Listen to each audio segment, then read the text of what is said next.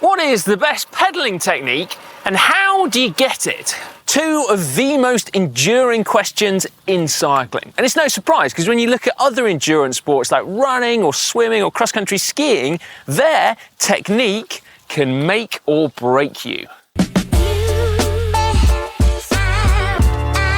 And watching a professional cyclist is like poetry in motion, efficiency personified. So what is the secret? Well, in this video, we are going to look at what exactly is the most efficient technique, why, and how to get it. But it might not be what you're expecting, given that pedaling is second only to balancing on the list of the most important skills in cycling. And actually, if you're riding indoors, it's probably number one. We are still trying to unlock its mysteries. And a lot has changed in recent years. Certainly since I made this. There's a well-worn phrase which is to pedal in circles. Essentially, this means that you should think about using all 360 degrees of the pedal stroke, not just pressing down at the beginning of the stroke. Firstly, let's distill it right back, shall we? So the action of our legs moving up and down on the pedals is how we turn energy from our bodies into power to drive the bike forward. The proportion of the total energy that our body is using that goes into the bike as watts is known as our gross efficiency. Although, given that our bodies are only about 20% efficient, we should probably rename it as gross inefficiency instead. The majority of the energy becomes heat. As mentioned, other sports like swimming or cross-country skiing or running show a very clear relationship between training and gross efficiency. The more practice you do, the more efficient you get. But there's very mixed evidence for this in cycling. In fact, there are widely accepted studies that show that there is no significant difference in gross efficiency between elite cyclists and recreational riders. Total beginners. Incredible, isn't it? But that's exactly what a famous study from Mosley et al. Found. This would infer that in spite of professional cyclists looking like efficiency personified, there was no measurable difference, which kind of goes against our basic instincts, and it's sort of one of those things that we hold in cycling to be an absolute truth. And actually this popped onto my radar in unexpected fashion relatively recently when I was listening to a Peter Attia podcast where he interviewed the Norwegian triathlon turned cycling supercoach Olaf Alexander Boo. There he was talking about the importance of technique in swimming because you're floating and you're unsupported. Whereas in running, technique was less important because the ground was a constant. However, it was still more important than in cycling, where technique was effectively non-existent because you are fixed in position with the saddle, the handlebars, and your pedals. Now, clearly there is a technique to cycling, otherwise triathletes wouldn't fall off so much. No, cheap shot. Professional cyclists are not doing any better these days either. But if efficiency is the same across the board, you'd think, therefore, that the idea of an optimal pedaling technique would be something of a myth. And are professional cyclists really only as efficient as complete amateurs? Well, perhaps not quite.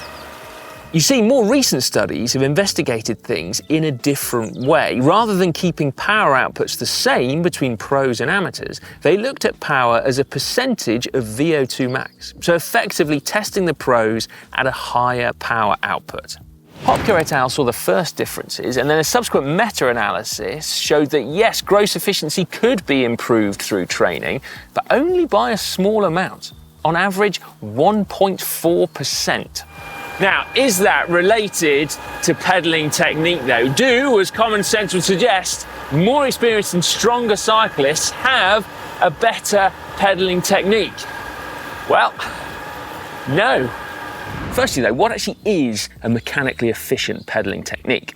Well, typically we would measure something called force effectiveness, which is the ratio of force applied to the crank that's moving it versus total force applied to the crank. So if you think about it in terms of the balance between one leg pushing down on the pedal and the other weighting the pedal down as it's coming back up.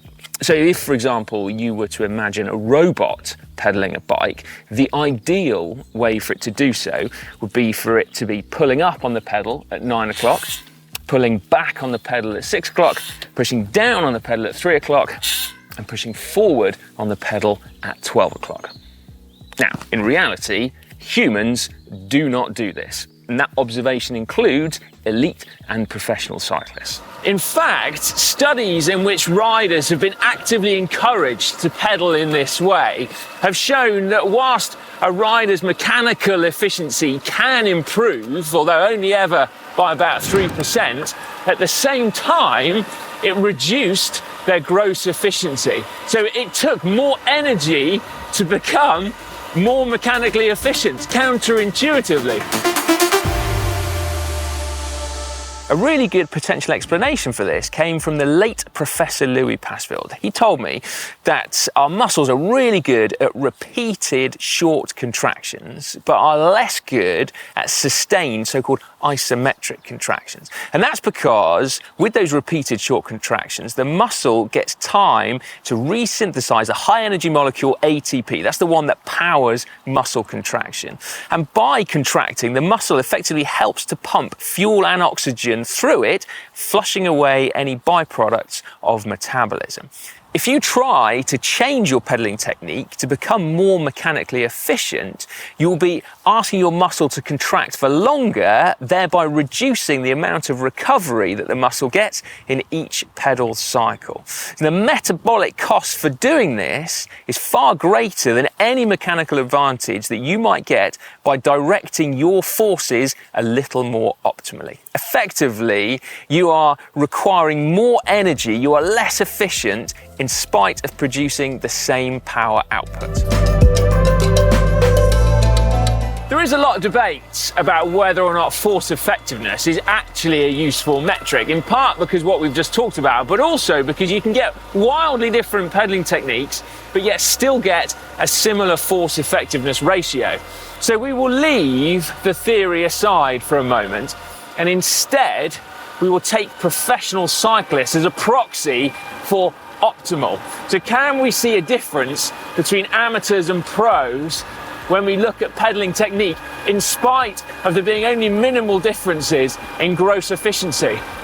Yes, but only if they're pedaling hard enough. You see, this is super interesting, I think, but the best piece of research I could find on this was from Bouillard et al. And they tested professional cyclists against elite cyclists, and they found that at lower power outputs relative to their maximum power outputs, professional cyclists actually had a lower force effectiveness. However, as the intensities increased, pro cyclists quickly surpassed elites and their pedaling technique became ever more optimal. So there was greater variation, but ultimately they were better. The difference in pedal stroke, according to Garcia et al., is that they produce higher peak torque, but seemingly as a result of unweighting the pedal on the return stroke. The conclusion is that pros have different pedaling techniques, but it is linked to power output, and that potentially they have a more efficient pedaling stroke only because they are capable of those higher power outputs. It's a phenomenon that's seen in weightlifting as well, which is that technique becomes better, more efficient as the weights lifted increase. In the main, because technique has to, right? But also because the human body has an incredible ability for working out what is the most efficient way of doing things. I talked to a top Norwegian academic, Bent Ronestad, about this subject a while ago, and he said that whilst he hasn't done any direct research himself on this, he did do a little mini project when he happened to have some of the best Norwegian pro cyclists in his lab just over a decade ago, one of which was Edvald Boasson-Hagen.